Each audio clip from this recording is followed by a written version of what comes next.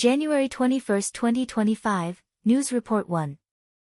On January 20, Bloomberg reported that U.S. President Donald Trump signed an executive order on his first day in office to eliminate birthright citizenship. This order will take effect in 30 days, meaning the right stated in the 14th Amendment of the U.S. Constitution, all persons born or naturalized in the United States, will be impacted. According to the order, the U.S. government will no longer recognize the citizenship of two groups of people. 1. Children born to mothers who are illegally residing in the U.S., and whose fathers are not U.S. citizens or permanent residents. 2. Children born to mothers who are legally residing in the U.S. but are not permanent residents, and whose fathers are not U.S. citizens or permanent residents. The core of the executive order is to limit birthright citizenship in certain circumstances. Even if the mother's stay in the U.S. is legal but not permanent, and the father is not a U.S. citizen or permanent resident, the children will not be granted U.S. citizenship. In response to this order, for major civil rights organizations, the American Civil Liberties Union, ACLU, the National Immigration Law Center, the Immigrant Justice Center, and the Mexican American Legal Defense and Educational Fund, have filed a lawsuit in the Federal Court of New Hampshire, accusing the order of being unconstitutional and violating the provisions of the U.S. Constitution. In the lawsuit, these organizations argue that Trump's executive order will subject the affected children to lifelong social exclusion and the risk of deportation, and that the U.S. is the only country these children know. Additionally, they assert that birthright citizenship is a vital component of U.S. strength and vitality, and stripping away this right is a betrayal of American core values. The lawsuit emphasizes that only the Constitution and Congress have the authority to decide citizenship matters, not the president through an executive order. The civil rights organizations are asking the court to declare the executive order unconstitutional and to prevent it from taking effect. CNN analysis suggests that this lawsuit will lead to a lengthy and unprecedented legal battle, and the outcome will have far-reaching implications for U.S. constitutional interpretation and immigration policy. News Report 2. On January 20, U.S. President Donald Trump signed an executive order establishing a new department called the Department of Government Efficiency, to be led by Elon Musk, founder of Tesla and SpaceX. However, this decision immediately sparked widespread controversy, and 3 lawsuits were filed against the department on the same day. The lawsuits allege that the Department of Government Efficiency violates the Federal Advisory Committee Act, which aims to ensure transparency, openness, and diverse representation in government decisions. The main contents of the lawsuits are as follows. The American Federation of Government Employees, AFGE, representing 800,000 federal employees, filed a lawsuit demanding that the court prevent the department from functioning until it complies with relevant regulations. The organization believes the department could become a tool for advancing private interests. The Democracy Forward legal organization filed a lawsuit, accusing the department under Musk's leadership of lacking diverse opinions in its composition and decision-making process, which could lead to policies favoring corporate interests over public welfare. The group represents teachers, veterans, public health advocates, and auto safety proponents. The National Security Advisor Association, NSAA, criticized the department for issues related to member diversity and balance. Trump and Musk have previously claimed that the Department of Government Efficiency will save up to $2 trillion by cutting the federal bureaucracy. However, experts argue that this goal is nearly impossible to achieve unless significant cuts are made to critical social services and welfare programs. In addition, Politico reported that Silicon Valley entrepreneur Ramaswamy, who was originally slated to co-lead the department with Musk, has announced his withdrawal. Sources suggest that his exit is related to dissatisfaction within Trump's core team. Meanwhile, Ramaswamy is preparing to run for governor of Ohio. On the same day, the Associated Press reported that the U.S. Senate passed a new bill called the Laken-Riley Act. The bill had already passed the House of Representatives and will now be sent to President Trump for signing, potentially becoming the first bill he signs after taking office. The Laken-Riley Act mandates that the federal government detain and deport undocumented immigrants suspected of theft and violent crimes. However, the execution of the bill faces significant funding shortages. It is estimated that the bill will cost up to $83 billion over 3 years, covering the construction of detention facilities and the operation of about 80 deportation flights per week. Currently, the funding source has not been secured. News Report 3. On January 21, Xinhua news agency reported that Chinese President Xi Jinping held a video call with Russian President Vladimir Putin in the afternoon. It is noteworthy that just 4 days earlier, on January 17, Xi had spoken with former U.S. President Donald Trump, and now he is engaging in dialogue with Putin, highlighting a stark contrast. This conversation is being interpreted by external observers as a diplomatic show, aimed at demonstrating Xi's important role on the international stage.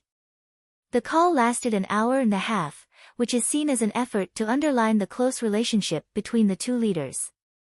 However, analysts point out that much of their conversation consisted of typical diplomatic pleasantries. At the same time, there appears to be some recent divergence between Xi and Putin on the North Korea issue. As Russia's relationship with North Korea grows closer, this has caused dissatisfaction in China. Analysts believe that Xi is unhappy with the interaction between North Korea and Russia, feeling excluded from this dynamic, which has, to some extent, affected the collaborative atmosphere between China and Russia on the issue. This call is seen as part of an effort by China and Russia to bridge their differences and maintain cooperation, signaling that China is strengthening its diplomatic presence through conversations with major global leaders. News Report 4. On January 21, during a routine press conference at the Chinese Ministry of Foreign Affairs, an NBC reporter from the United States raised a question regarding current U.S. Secretary of State Marco Rubio. The reporter pointed out that Rubio was sanctioned by China in 2020, and this sanction has complicated the development of Sino-U.S. relations and could become an obstacle. The reporter asked if China would lift the sanction to allow Rubio to visit China. In response, Chinese Foreign Ministry spokesperson Guo Jiakun said, China will firmly safeguard its national interests. At the same time, it is necessary for senior officials from both China and the U.S. to maintain contact in an appropriate manner. However, this statement is seen as vague and does not directly address the question of whether the sanctions on Rubio would be lifted. The sanction against Rubio has been widely regarded as controversial. In 2020, Rubio, who was a U.S. senator at the time, was sanctioned as a public official, which was criticized as an indirect sanction on the American people, and even described by some commentators as ridiculous. Rubio was sanctioned due to his criticism of China's policies on Xinjiang and Hong Kong human rights issues.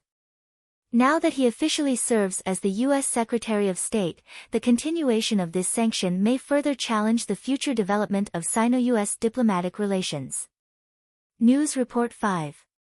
According to Ming Pao, on January 20, Hong Kong's Security Bureau confirmed that a Hong Kong resident who was previously kidnapped and taken to a telecom fraud camp in Myanmar has been released and is currently in Thailand. The Hong Kong government is assisting in his return to Hong Kong. The individual was kidnapped from Thailand to Myanmar about 6 months ago. A month ago, he contacted his family and expressed increasing distress, requesting assistance. His family then sought help from the Hong Kong Immigration Department. According to former Hong Kong District Councillor Utak Pa, the Thai government pressured the Myanmar military government and negotiated with the fraud camp, eventually facilitating the release of the Hong Kong resident. However, according to the Security Bureau, 10 more Hong Kong residents are still trapped in the telecom fraud camps in Myanmar. The actual number of victims could be higher, as not all have reported to the Hong Kong government. There has been some criticism of the Hong Kong government for its failure to successfully rescue these individuals. News Report 6. On the morning of January 21, Taiwan's military reported a rare accident at the Qingchuan Air Base. A ground crew member was tragically sucked into the engine of a Jinghua fighter jet while performing pre-shutdown checks. Despite emergency medical efforts, the crew member succumbed to his injuries. Reports indicate that the aircraft had just landed, and the pilot did not notice the crew member due to obstructed visibility, which led to the tragic incident. The Air Force Command has stated that a comprehensive review will be conducted to prevent similar incidents from occurring in the future. In related news, the Liberty Times reported that 4 Chinese Coast Guard ships entered Taiwan's restricted waters near Kinmen on January 21 and remained for about 5 hours. The Taiwan Coast Guard responded by dispatching 4 patrol ships for one-on-one monitoring and to drive the Chinese vessels away. This is the 56th time Chinese Coast Guard ships have entered the restricted waters of Kinmen this year, causing ongoing security concerns. Meanwhile, Taiwanese President Lai Ching-te visited the military in Taitung on January 21. He observed a simulation of airport defense at the Army's Taitung District Command, then visited the Air Force's 7th Wing to inspect the upgraded F-16V fighters and the newly acquired U.S. Sniper targeting pods. Lastly, he visited the Navy's radar station for an inspection of military facilities operations. News Report 7. On January 21, Taiwan's Legislative Yuan passed the 2025 central government budget, with a total of 3.31 trillion NTD.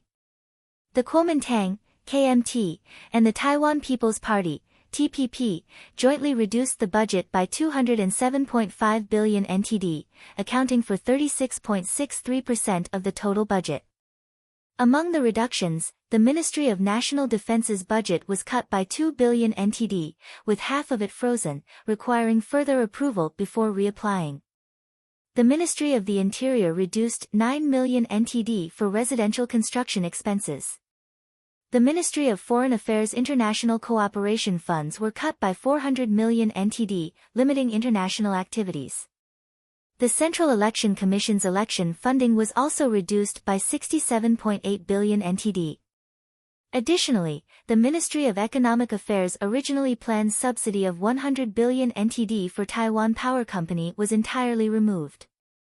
Democratic Progressive Party, DPP, legislator Wu Saiyao stated that the Executive Yuan could overturn these budget cuts through reconsideration or constitutional interpretation. News Report 8.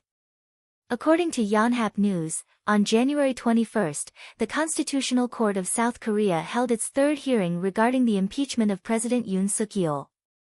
This was the first public appearance of Yoon since his arrest on January 15. On that day, he wore a dark suit. During the hearing, acting president of the Constitutional Court Moon Hyung-bae asked Yoon whether he had ordered the arrest of lawmakers gathering in the National Assembly after declaring martial law. Yoon briefly replied, no. The judge then inquired whether Yoon had sent the military to block the parliamentary vote to repeal martial law. Yoon replied that he did not interfere with or delay the vote and requested the military to withdraw. Yoon's defense attorney argued that although Yoon declared martial law, he did not implement it or create a unit to enforce it. Regarding the mobilization of troops, the defense explained it was to raise public awareness of the risk of national collapse in response to the gathering of citizens. The hearing lasted about 1 hour and 40 minutes. After staying in the court for about an hour, Yoon left to undergo a regular medical checkup at a hospital in Seoul. After the examination, which showed no health abnormalities, he returned to the Seoul Detention Center. News Report 9. According to the Australian News, at 1 a.m. on January 21, a fire broke out at the Only About Children daycare on Story St in Maroubra, with anti-Semitic graffiti sprayed on the walls of the building. No one was inside the daycare at the time, and no injuries were reported, but the building was destroyed. While the daycare had no direct ties to the Jewish community, it is located near a synagogue and a Jewish school. Since the October 7 Hamas attack on Israel, there have been 9 anti-Semitic incidents in Sydney.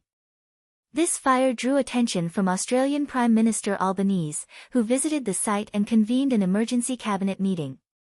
Although no specific new measures were announced, leaders agreed to establish a national database to track anti-Semitic crimes. Australian Federal Police Commissioner Kershaw stated that since a special operation targeting anti-Semitic crimes began on December 9, 166 criminal reports had been received, 15 of which are under investigation, and 1 person has been arrested in connection with the case. News Report 10. According to Canadian Broadcasting Corporation, U.S. President Trump stated in November that drug smuggling and illegal immigration problems at the U.S.-Canada border were rampant, and if Canada did not take action, tariffs could be imposed on U.S.-Canada trade. In response, the Canadian government promised to deploy a series of measures at the border, including infrared sensors, helicopters, and drones. However, issues arose when the Royal Canadian Mounted Police, RCMP, purchased DJI drones for border patrol. The U.S. government banned their use. The RCMP defended their choice of DJI drones, stating that they were cheaper, available quickly, and that no bidding process was conducted. This decision has sparked criticism, with some questioning whether there were other unknown reasons for the purchase, and whether there might be security or infiltration concerns, calling the action foolish and laughable. News Report 11. Regarding Russia's search for 3 North Korean soldiers in Kursk, according to Twitter, these soldiers are suspected of killing 5 Russian soldiers on January 13 and fleeing. The report states that the soldiers had previously served in Russia's 810th Brigade and may have attempted to escape to Ukraine. South Korean intelligence also revealed that North Korea had sent approximately 12,000 soldiers to the Ukraine war, most of whom are stationed in Kursk to confront Ukrainian forces. By December 2023, about 300 had been killed, and around 2,700 injured. Additionally, on January 14, Ukrainian forces defeated 17 North Korean soldiers, with 18 soldiers detonating grenades before being captured. North Korean intelligence stated that a note was found on the bodies of the deceased soldiers, saying, "If captured, commit suicide." This behavior resembles the orders given to volunteer soldiers during the Korean War, demonstrating the North Korean soldiers' strong attitude toward death in battle. News Report 12. According to the Associated Press, on January 21, the U.S. National Weather Service predicted 7.5 to 15 centimeters of snow and wintry weather in southern Mississippi and southeastern Louisiana. On January 22, severe lake-effect snow may occur around Lake Ontario and Lake Erie, with snowfall amounts reaching 30 to 60 centimeters, and extreme low temperatures are also possible. This winter storm, which began on January 20, has affected the U.S., with snowstorm warnings issued from Texas to Florida. Approximately 40 million people are facing extreme weather, and 21 million are under winter storm warnings. By the evening of January 20, about 600 flights had been cancelled, and 6,500 flights were delayed. On January 21, approximately 1,700 flights are expected to be cancelled.